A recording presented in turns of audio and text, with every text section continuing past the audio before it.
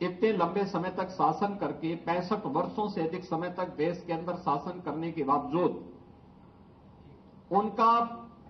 Politics performance पर आधारित क्यों नहीं बन पाया था? क्यों इनकी योजनाएं पिक एंड चूज की थी? चेहरा देख करके योजनाओं का लाभ देने का कार्य क्यों? कांग्रेस देश के अंदर व्यक्तिगत कानून लागू करिए, सरिया कानून लागू करना चाहती है, तालिबानी विध्वंस का समर्थन करना चाहती है।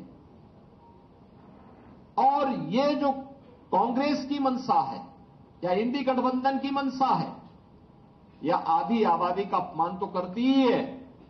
एक खतरनाक इरादे की ओर भी देश का ध्यान आकर्षित करती है।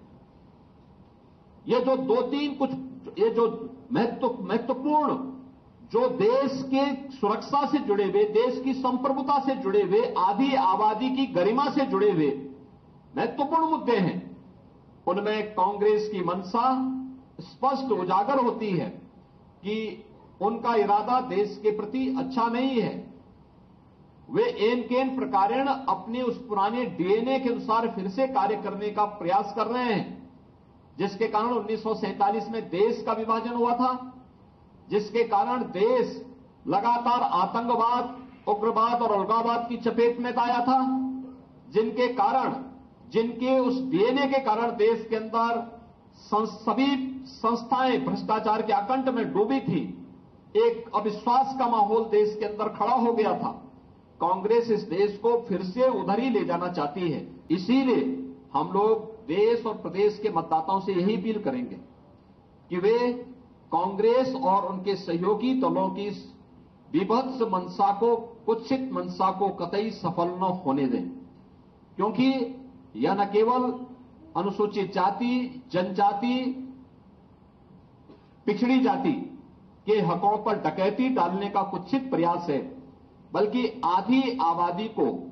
तालिबानी शिकंजे में धकेलने की भी कुत्सित मंशा के साथ ये लोग कार्य करके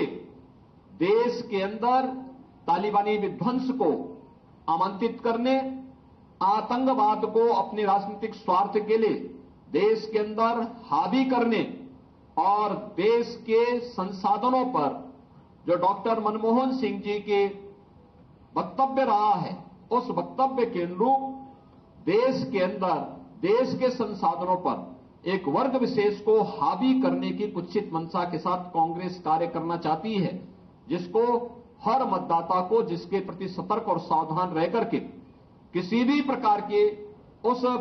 दुष्प्रवृत्ति को नहीं पनपने देना चाहिए, जो समाज में वैमनस्यता पैदा करे, राष्ट्रीय एकता और अखंडता को चुनौती देने वाला बनता हो, भारत की आत्मनिर्भर भारत और विकसित भारत की संकल्पना में बैरियर का कार्य करता हो। हमें उस प्रकार की किसी भी प्रवृत्ति को आगे नहीं बढ़ने देना चाहिए।